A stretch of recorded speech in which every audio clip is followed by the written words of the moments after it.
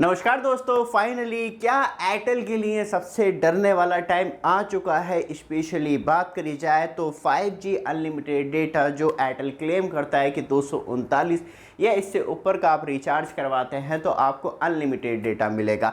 लेकिन एयरटेल को बहुत ज़्यादा ध्यान देने की ज़रूरत है, क्योंकि जिस तरीके से रिपोर्ट आई है वहाँ पे अब लगता है कि एयरटेल के ऊपर इस चीज़ का इफ़ेक्ट पड़ना शुरू हो चुका है, जो कि वो कहता है कि अनलिमिटेड 5G डेटा मिलेगा, लेकिन उस पर कट्टा भर के आपके ऊपर रिस्ट्रिक्शन लगा रखी है। और आप कोई सी भी एक रिस्ट्रिक्शन मतलब बात करें तोड़ते हैं तो वहाँ पे आपका अनलिमिटेड डेटा बंद हो जाता है। क्योंकि सबसे ज़्यादा इम्पॉर्टेंट होता है, किसी भी टेलीकॉम कंपनी के द्वारा कोई भी ऑफिशियल रिलीज इस तरीके से नहीं दी जाती कि वो अपनी नेगेटिव इन्फॉर्मेशन पब्लिकली शेयर करे।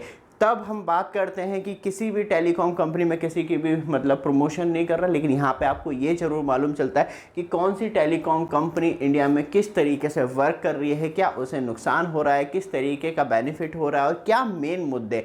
क्योंकि एयरटेल की बात करी जाए तो यहाँ पे हमें दो मेन मुद्दे दिखाई देते हैं एयरटेल और वीआई के साथ। लेकिन अब किस तरीके से कौन सी टेलीकॉम कंपनी अपना दबदबा इंडिया में बढ़ाती चली आ रही है, क्योंकि जो रिपोर्ट आई है जून में वो आई है ट्राई की तरफ से, और ट्राई गवर्नमेंट ऑफ इंडिया की एक पार्ट कह सकते हैं, जिसमें कि आपको पूरी तरीके से मालूम चलता है कि एक्चुअली क्या हो रहा है इंडियन टेलीकॉम ऑपरेटर्स के साथ और किस तरीके से आपको इंडियन टेलीकॉम ऑपरेटर इंडिया में सर्विस प्रोवाइड करवा रहे हैं, उसमें कितना बेनिफिट कमा रहे हैं, सब कुछ। क्योंकि ये जो रिपोर्ट आई है वो एक्चुअली मतलब अप्रैल की आई है, जिसमें कि आपको मालूम चलेगा किस तरीके से डेटा आया है और किस तरीके से कौन सा टेलीकॉम कंपनी ऑपरेटर आपको ऊपर किस तरीके से बेनिफिट की बौछार कर रहा है और कौन सी टेलीकॉम कंपनी आपके ऊपर दबदबा बनाने की कोशिश कर रही है अपनी बेस्ट सर्विस देने के लिए।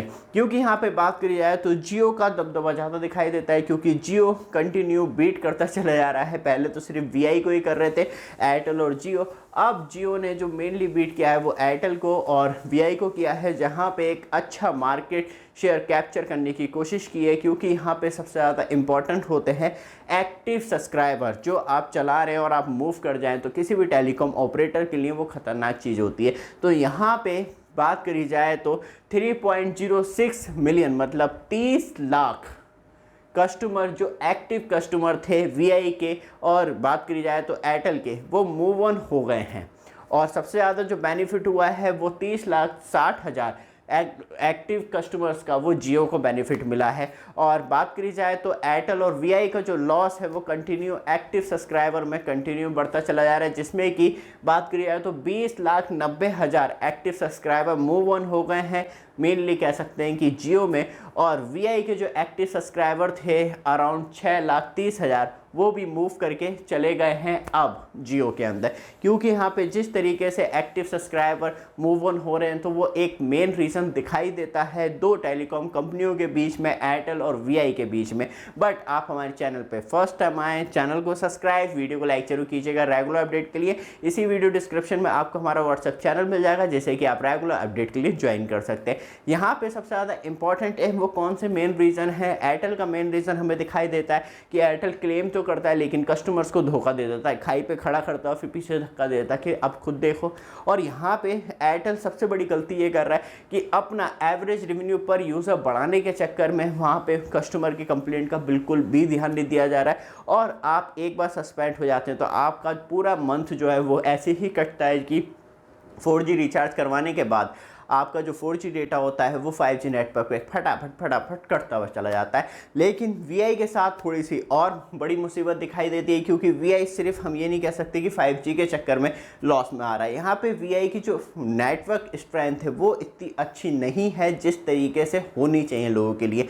और सबसे बड़ा इशू आता है कि तब 4G से डायरेक्टली मूव होकर आप 2G नेटवर्क पे गिर जाते हैं तो वहाँ पे विश्वास ये आता है कि यार अब मूव ऑन हो जाना चाहिए, क्योंकि दूसरी टेलीकॉम कंपनियाँ 5G अनलिमिटेड क्लेम कर रही हैं एटलीस्ट। तो यहाँ पे AVI के साथ 4G नेटवर्क पे और 5G डिले पे मेनली प्रॉब्लम देखने के लिए मिलती है। अब कस्टमर ज़्यादा वेट करने के मूड में दिखाई भी नहीं दे रहे। इसी वजह से एक बड़ी जंप जो है वो देखने के लिए मिलती है total base of active subscriber telecom कंपनियों का, जिसमें कि सबसे ऊपर जो है वो जियो निकल चुका है, जिसमें की बात करी जाए तो 43 करोड़ 34 लाख एक्टिव सब्सक्राइबर देखने के लिए मिलते हैं जियो के पास। फिर हम चलते हैं एयरटेल के पास, जो कि 38 करोड़ 33 लाख एक्टिव सब्सक्राइबर देखने के लिए मिलते हैं करंट तौर पे।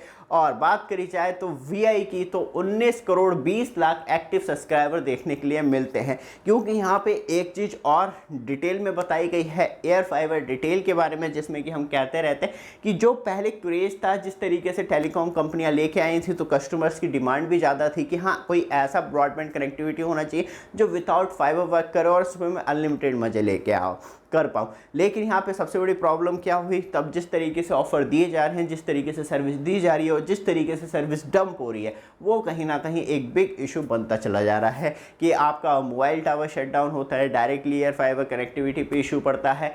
आपकी बात करी जाए तो कनेक्टिविटी लॉस होती है, तब एयर फाइबर कनेक्टिविटी पर लॉस होता है। तो मतलब इससे अच्छा तो हमें फाइबर ही बेस देखने के लिए मिलता था, वहाँ पर भी सेम ही प्रॉब्लम थी, क्योंकि तब फाइबर में लॉस होता था तभी आपकी इंटरनेट कनेक्टिविटी जाती थी, नहीं तो कंटिन्यू चलता रहता था। यहाँ पे ट्राई की तरफ से जो डेटा आया है वो एयर फाइबर डिमांड का, वो कहीं ना कहीं कम हुई है, मतलब डिक्लाइन हुई है, और अराउंड 8.02% अब जो एयर फाइबर की डिमांड है वो कम हुई है, क्योंकि यूज़र बेस जो है वो कंटिन्यू कम होता हुआ दिखाई दे रहा है। कि अप्रैल एंड में जो यूज़र बेस रहा है वो रहा है 7,30,000 एयर फाइबर के लिए लोगों ने अप्लाई किया, कनेक्शन लगवाए। और बात करी जाए तो एंड ऑफ मार्च का जो डेटा था वो था 7,90,000 ये लोगों ने एयर फाइबर कनेक्शन घर में लगवाए थे। तो यहाँ पे बात करी जाए तो एक बहुत बड़ा डिक्लाइन देखने के लिए मिलता है। और जैसे जैसे, क्योंकि वो ऐसा पीक टाइम होता है एग्ज़ाम का टाइम, जहाँ पे ज़्यादातर लोग कनेक्शन लगवाते हैं एजुकेशन से रिलेटेड, काम से रिलेटेड, क्योंकि उसके बाद डायरेक्टली छुट्टियाँ स्टार्ट हो जाती है एग्ज़ाम के टाइम। तो एक और बहुत बड़ा लीक नेक्स्ट रिपोर्ट में आपको मालूम चलेगा कि एक्चुअली क्या चल रहा है। क्योंकि यहाँ पे बात करी जाए तो टोटल एयर फाइबर कनेक्शन के बारे में कि किस कंपनी के पास कितने हैं, तो यहाँ पे जियो बहुत बड़ी हाइक मारता हुआ दिखाई देता है, क्योंकि उसने मैक्सिमम एरिया कवर कर लिया है। तो वहाँ पे आपको जो देखने के लिए मिलता है वो देखने के लिए मिलता है 26,80,000 सब्सक्राइबर्स अब फाइनली जियो के पास जियो एयर फाइबर को लेके हैं। और एयरटेल की बात करी जाए तो एयरटेल के पास जो देखने के लिए मिलते हैं वो 7,50,000 मतलब एयर फाइबर कनेक्शन देखने के लिए मिलते हैं। लेकिन एयरटेल के साथ प्रॉब्लम यह है कि उसके पास लिमिटेड सिटी में ही एबिलिटी है, इसी वजह से एक बहुत बड़ा डिक्लाइन देखने के लिए मिलता है एयरटेल और जियो के बीच में। लेकिन हम टोटल बेस ऑफ सब्सक्राइबर की बात करें कि कौन से टेलीकॉम कंपनी कितने सब्सक्राइबर लेके बैठी है, यहाँ पे एक्टिव और नॉन एक्टिव दोनों है, मतलब सिम चला रहे हैं उसमें रिचार्ज कर रहे हैं या नहीं कर रहे हैं वो मैटर नहीं करता।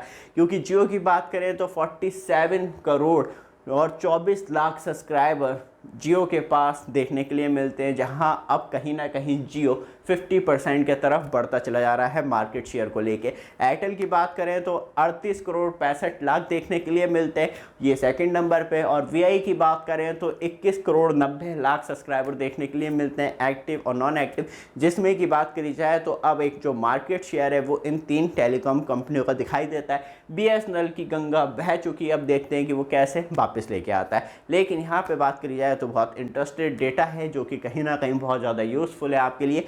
इससे मालूम चलता है कि इंडिया में अब टेलीकॉम कंपनियों का क्या दबदबा रह गया है। ये वीडियो आपको अच्छी लगे, रेगुलर अपडेट के लिए चैनल को सब्सक्राइब, वीडियो को लाइक जरूर कीजिएगा। धन्यवाद।